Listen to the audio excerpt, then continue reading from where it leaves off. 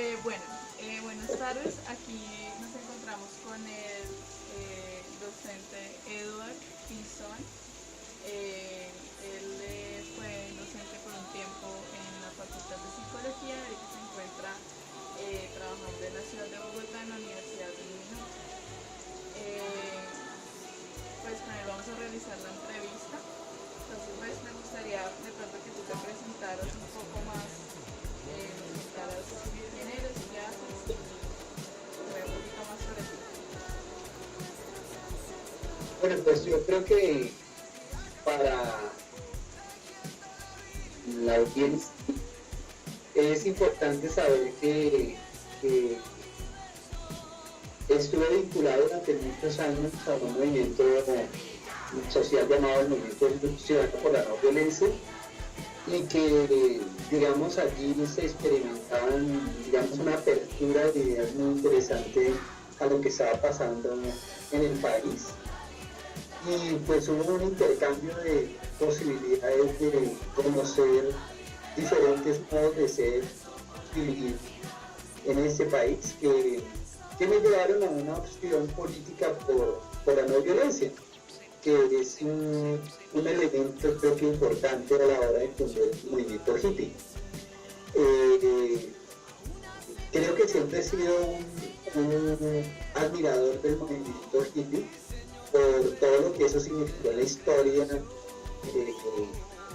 digamos, de Estados Unidos y en general de todo lo que estaba pasando después de la Segunda Guerra Mundial, concretamente la Guerra Fría, en donde gracias al movimiento hippie cesó la guerra contra Vietnam y donde no se disparó una sola bala, hubo una oposición concreta a las ideas que en ese momento tenía el gobierno norteamericano de tomarse Vietnam. Entonces creo que, digamos, es un compendio de una amalgama de varias ideas las que permiten que podamos hablar del movimiento hippie. Entonces yo me identifico con algunos valores sustanciales de esa época, aunque no nací ni en esa época ni en ese contexto concreto. En Colombia se dio de otra manera y creo que lo que yo puedo compartir son algunas variantes que siento que se están dando actualmente. ¿Sí? Ok. ¿Hace cuánto empezó, digamos, como esa identificación tuya que tienes hacia algunos ideales de movimiento? Yo descubrí el movimiento hippie en el movimiento de no violencia hace aproximadamente unos 15 años. Creo que yo estuve en contacto realmente con personas que tenían un estilo de vida hippie, que claro, eso cuando uno viene de ser un ser convencional, una persona que va a la universidad y llega a la casa a la universidad, o va al trabajo y va a la casa, y va al trabajo y va a la casa, pues eso lo raya un poco, porque un principio que aquí es fluido, ¿sí? Miren, no saber qué va a pasar mañana.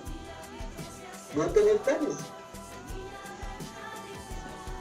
Claro, y eso se inscribe un poco en el planteamiento de la anarquía, que es la libertad realmente asumida de manera responsable, pero libertad al fin y al cabo. Entonces, creo que no es sencillo en nuestra vida cotidiana ejercerlo, menos en ciudades pequeñas, porque, digamos, es más fácil vivir en situaciones en donde hay una visión cosmopolita, diversa, pero sobre todo en donde hay condiciones para vivir de alguna manera ese tipo de futuro, ¿sí? Para mí lo más claro es una amiga del movimiento de no violencia que viajaba por el mundo y ella no sabía dónde se iba a quedar, no sabía qué iba a pasar, ella se enganchaba con una persona con quien tuviera feeling y luego terminaba haciendo artesanías, ella era médica, terminó viajando por el mundo, ¿sí? Y aprendiendo muchas técnicas de medicina, entonces hacía trueque y vivía por el mundo haciendo eso, en Europa, en Asia, ¿sí? Y entonces uno la veía y parecía una artesana de las que venden manillas hippie, ¿sí? pero realmente era mucho más que eso, ¿sí? Pero las apariencias se transforman en la medida en que uno comprende ese punto. Claro. Bueno, ¿qué significa ser hippie para ti? Para mí ser hippie es identificarse con unos valores del movimiento social, que partió en algún sentido de la historia moderna de uno de los países que ha influido de manera más contundente en la historia de la humanidad en el último tiempo, que está aludido a un planteamiento de hagamos el amor y no la guerra.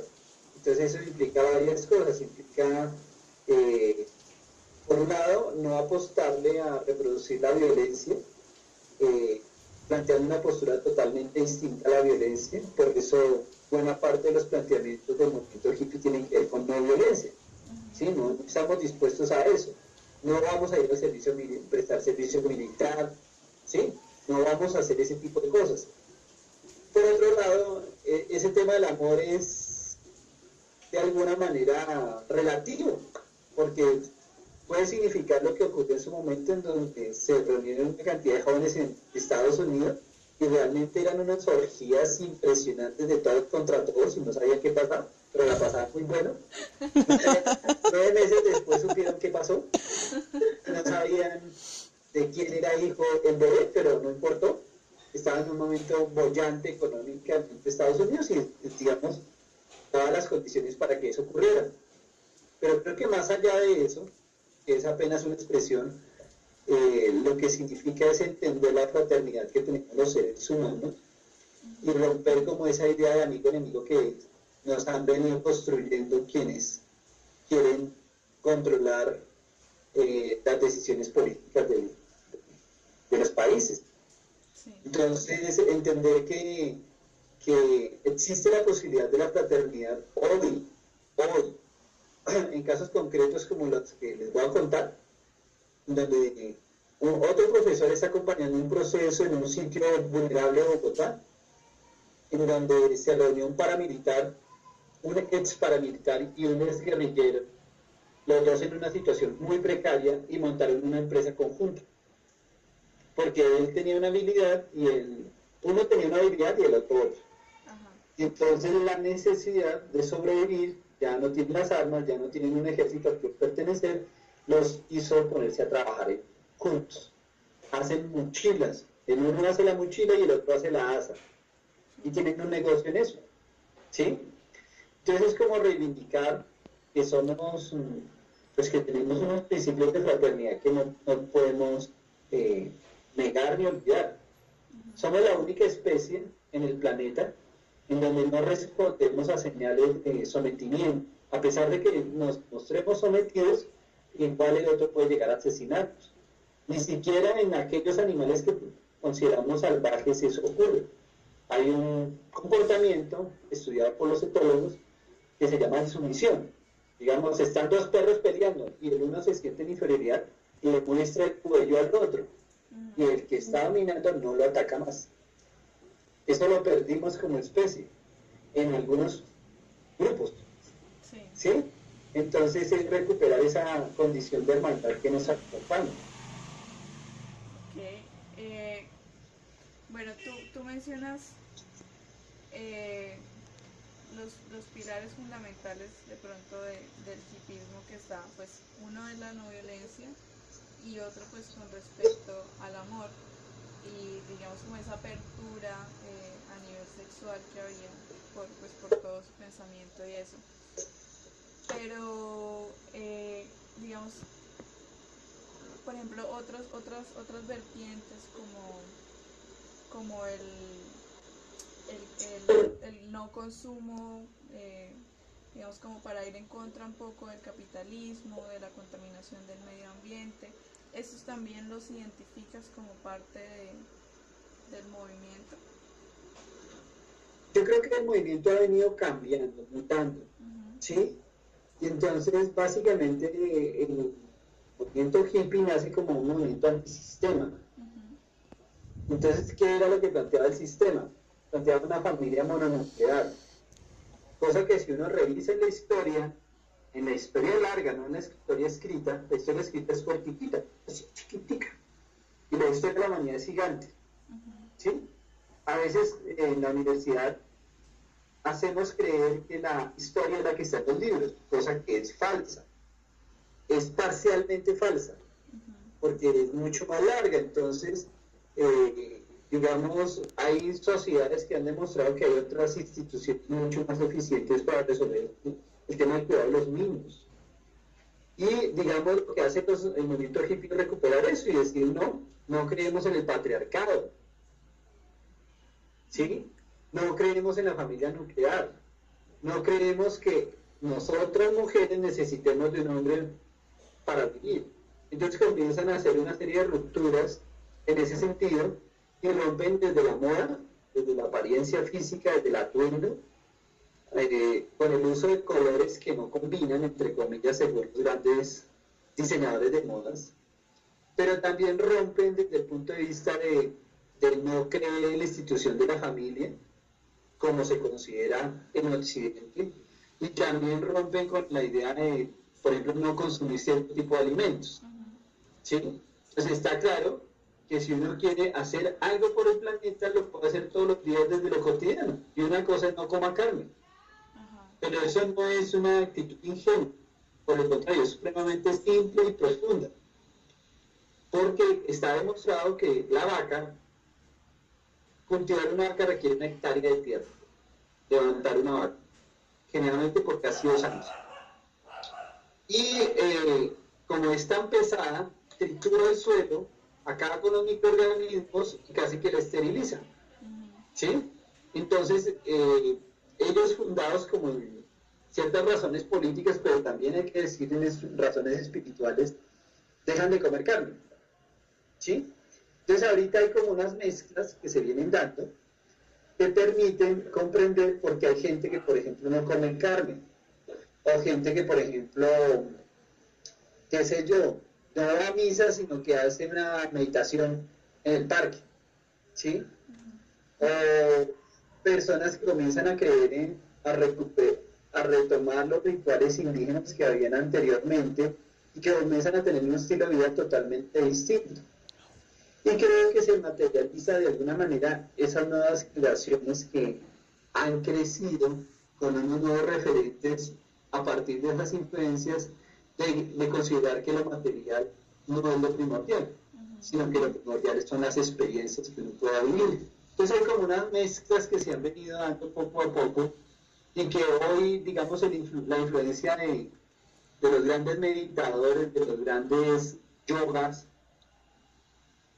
yogis, perdón, han hecho que hayan nuevas influencias. Por ejemplo, en Bogotá, yo pienso que uno puede identificar con claridad a los que se identifican con algunos valores hippies en el planetario, no, en el jardín botánico. Una vez al mes se reúne la gente a hacer yoga masivamente. Sí. Entonces ahí uno dice, tienen pintas distintas, hablan distinto, aparentemente algunos tienen valores distintos, y no hay esas diferencias de estatus que suelen darse en muchos escenarios públicos. Entonces creo que eso ha ido transformándose poco a poco y pues hay diría que ha venido creciendo una masa crítica que comprende un planeta distinto, que es más sensible al tema de la contaminación, al tema de lo que llamamos la Pachamama. Y entonces eso ha venido generando nuevos movimientos en donde la gente se ubica distinto frente a la realidad. Sí. Bueno, ¿y de qué manera se manifiesta el hippismo en tu vida? O sea, esa ideología, ¿a qué te apegas y a qué no? ¿O cómo se ve reflejado eso en tu diario vivir? Bueno, creo que en lo cotidiano eso está fluctuando de acuerdo al reloj de cada uno. Cada uno de nosotros tenemos un reloj de acuerdo a la etapa que estamos viviendo. Entonces creo que, digamos, si yo estuviera ejerciendo en una organización social, tendría un atuendo distinto, un peinado distinto.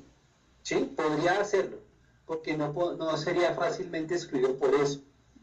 Pero si yo decido, por ejemplo, entrar a un trabajo formal, a una universidad, dependiendo del contexto y de la ideología de la facultad, pues me toca cortarme el cabello, me toca ponerme corbata, me toca simular en algún sentido parecer del combo. Ujú. Pero creo que lo sustancial no está en la estética necesariamente, aunque esa tiene un peso, hay que decirlo, sino que está en la forma como nos relacionamos con el mundo y con la gente que nos rodea y con nosotros mismos. Entonces creo que cuando emergen los conflictos es cuando aparecen las posturas de cada uno de nosotros. Entonces hay alguien que dice, tomada con su avena, ¿sí? Ese es como el que está en esa onda, ¿no? Hippie. Pero otro dice, no, hay que aplicarla fuerte, ese es el que está en la onda convencional, ¿sí? Lo que es regularmente lo que piensa la mayoría de la gente. Entonces creo que tiene que ver con posturas frente a situaciones que nos están atacando concretamente. Me refiero a, al tema que en este momento es vigente en el país, que tiene que ver con los acuerdos de paz. Ahí emergen posturas que defienden una postura o la otra, ¿sí? También emerge en la cotidianidad, también creo que está relacionada con los gustos que se expresan a través de los lugares que la gente frecuenta, ¿sí? Entonces, creo que la música es un reflejo directo de ese tipo de inclinaciones que uno puede llegar a tener. ¿Mm? Entonces, es distinto un hippie que quiere escuchar un tipo de música que te voy a recomendar. Hay una canción muy bella que creo que lo resume, que creo que los puedes ver y los puedes palpar, que se llama Semilla Universo, y que es el trabajo de múltiples artistas colombianos como para hacer una ofrenda a lo que es la vida, ¿sí? Entonces ahí está, por ejemplo, la gente de Aterciopelados, Sí. ¿sí? Hay raperos también participando, curiosamente, pero los convoca a una mirada común acerca de la tierra, ¿sí? Creo que en este momento lo que vincula en la cotidianidad la relación de los hippies con, eh, con la vida es cómo se relacionan con la naturaleza. Creo que podemos decir que terminan siendo unos ambientalistas de una u otra manera, o unos defensores de la ecología. Sí, pero de pronto eso es en el marco general, pero de pronto más en tu vida, en ti como Edward, ¿cuáles consideras que son, digamos, como esas cosas de tu vida diaria en donde se ve manifestada esa ideología con la que tú te identificas de cierta manera? Te trataba de decir ahorita, por ejemplo, yo ejerzo un rol en el conjunto en el que vivo, yo soy uno de los consejeros, y parte de lo que tiene que vivir como consejero de propiedad horizontal son los conflictos. Entonces, siempre la mirada de cuál es la manera de enfrentar los conflictos. Y lo que emerge por parte de la mayoría de la gente es sanción. ¿Sí? Y lo que yo siento que algunos defendemos es el tema del diálogo y el tema de comprender por qué el otro hace lo que hace. Creo que ahí emerge en una cosa concreta. Creo que también tiene que ver en mi vida con la dieta, ¿sí? O sea, hay cosas que yo no consumo porque me parece que me perjudican a mí y perjudican al planeta. No consumo bebidas, no consumo gaseosas, por muchas razones, pero solamente voy a anunciar dos, una política y una ambiental. La política es porque yo considero que uno debe tratar de equilibrar las cargas económicas para que todos tengamos lo que necesitamos. Y los grandes emporios de gaseosas son gente que acumula todo el capital del planeta, ¿sí? Tanto en Colombia como fuera de Colombia. Coca-Cola es un ejemplo y el otro ejemplo es Volkswagen. La razón ambiental es porque la mayoría de esas empresas lo que hacen es que usurpan fuentes de agua de campesinos, se la roban, literalmente, ¿sí? No pagan impuestos por eso, etcétera, etcétera. Entonces digo, pero ¿por qué voy a consumir algo que me perjudica a mí físicamente, porque está con azúcar, y también perjudica al planeta? Y también lo veo en el sentido de que las relaciones con los demás intentan en la medida de las posibilidades de ser de pares, ¿sí? Ni soy mejor que tú, ni soy peor que tú. Entonces son relaciones distintas. Porque en nuestra sociedad está privilegiado las relaciones jerárquicas. Entonces, por ejemplo, si tú quieres hablar con el que manda en una universidad, tienes que hacer antesala, pedir el favor, o sea, porque el otro en algún sentido es inasequible. Y es inasequible porque muchas veces, más que por las ocupaciones, es porque la jerarquía plantea que debe ser así. ¿Sí? Mientras que si esa persona que gobierna o que administra una institución universitaria quiere hablar con un estudiante, el estudiante tiene que estar disponible. O el vigilante tiene que estar disponible.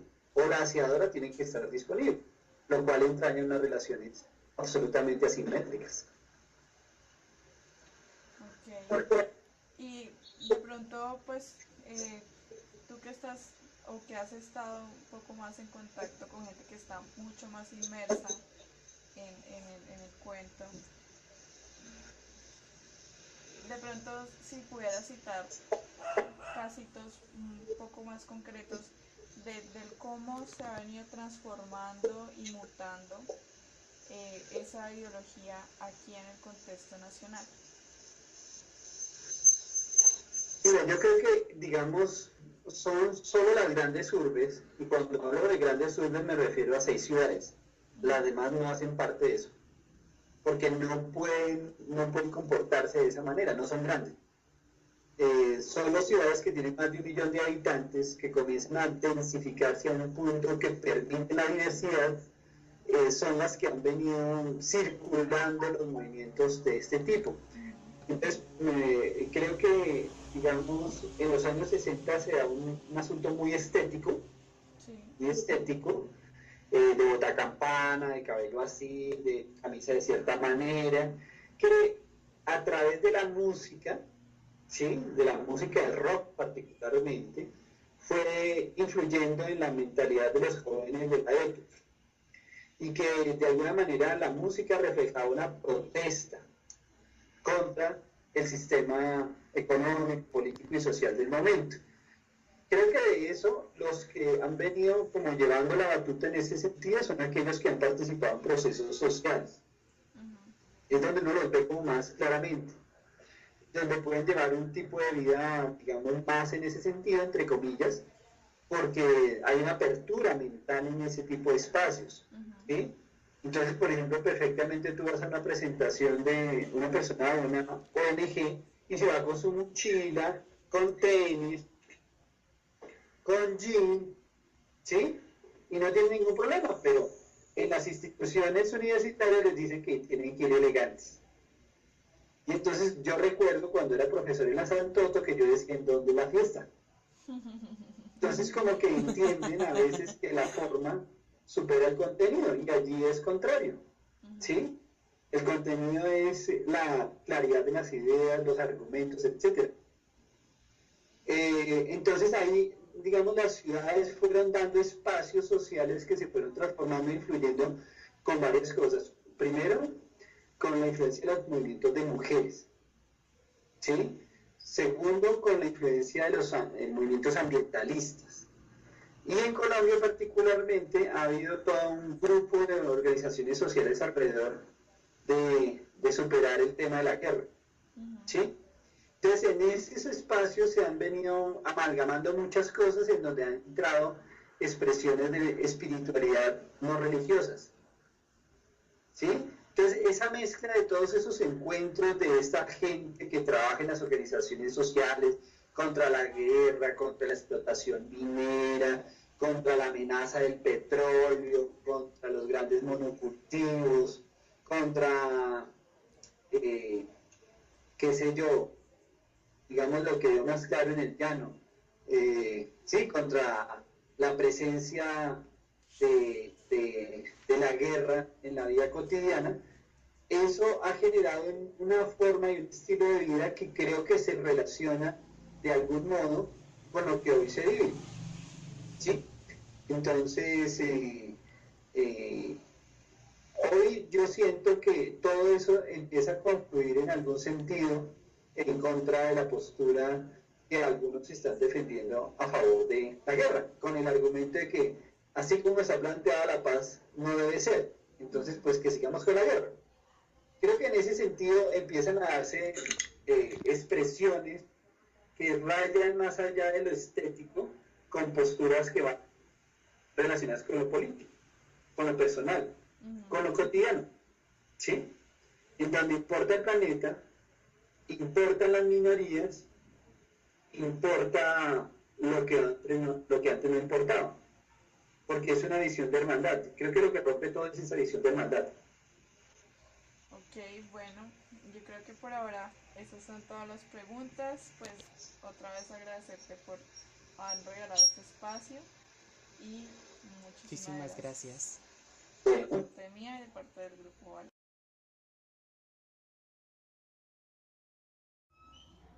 Bueno, muy buenas. Nosotros somos Francisco y Kelly. Nosotros les vamos a presentar las conclusiones de la entrevista que se le realizó a una persona que hace parte o hizo parte en algún momento de acercamientos al movimiento hippie. Entonces los dejo con mi compañera Kelly. Bueno, pues inicialmente se estableció un acercamiento con el entrevistado acerca del movimiento hippie y en primera instancia por el movimiento de la no violencia, pues retomó algunos valores sustanciales de la época, además que pues en Estados Unidos respondía a las necesidades de la época que se gestionaron las condiciones, pues donde pudo emerger el movimiento, pues como respuesta a la Guerra Fría y al sistema dominante de esa época.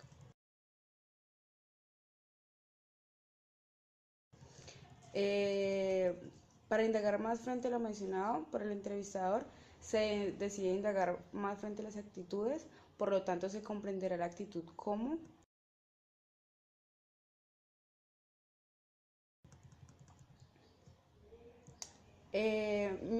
mientras que en Colombia se gestó de otra manera, se planteaba más como en torno a la vestimenta y a la música como protesta, así como de lo estético frente a la vestimenta, más no al seguir lo convencional de la época.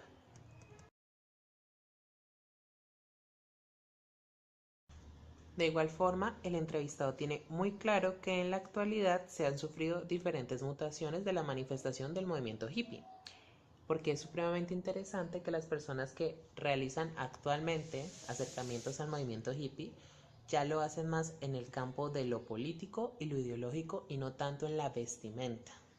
Es decir, se orientan a valores y acciones como el ecologismo, el activismo y la fraternidad. Se generan los espacios para favorecer interacciones más sociales y por ende más cooperativas.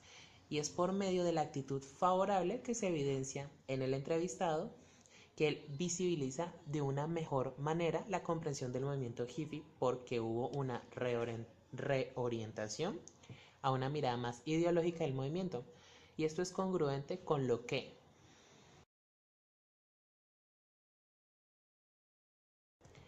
en la cotidianidad del entrevistado, él nos brinda diferentes casos de cómo al acercarse al movimiento hippie actual en Colombia implica que no hay una sola, sino muchísimas manifestaciones. Y estas pueden ir orientadas en hábitos, ya sean de estética, de alimentación, de espiritualidad y de minimización de consumo de ciertos productos de algunas compañías, en su caso puntual las gaseosas y la carne. Esto implica algunos valores como la fraternidad y el ver más allá de la lógica de la guerra, de la dicotomía amigo-enemigo. Y esto se puede manifestar en momentos coyunturales como son escenarios propiciados por el posacuerdo, que es un terreno muy propicio en un acercamiento clave para comprender los cambios del movimiento hippie, conectando esto con...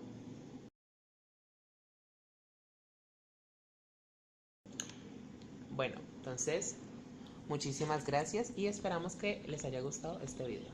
Hasta la próxima.